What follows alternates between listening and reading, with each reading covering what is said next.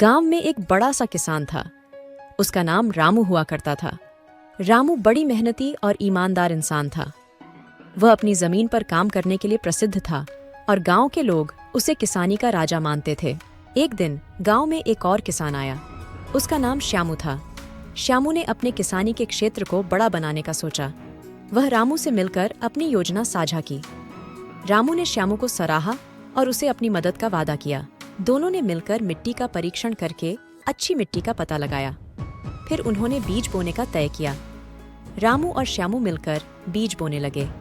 मेहनत और लगन से उन्होंने अपनी फसल की देखभाल की। कुछ ही समय में रामू की फसल उगने लगी। वह अपनी फसल की देखभाल करते हुए बहुत खुश था, लेकिन श्यामू की फसल अभी तक उगने लगी नहीं थी। श्यामू काफी निराश हो गया था।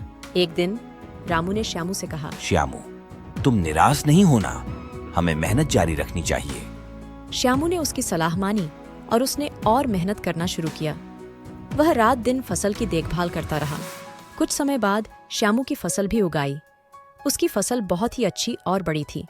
लोग देखकर हैरान हो गए। रामू ने श्यामू से पूछा, तुम्हारी फसल इतनी बड़ी कैसे हो श्यामू गई? ने कहा, रामू भाई, आपकी सलाह ने मुझे मजबूती दी। मैंने मेहनत नहीं छोड़ी और फल मिला।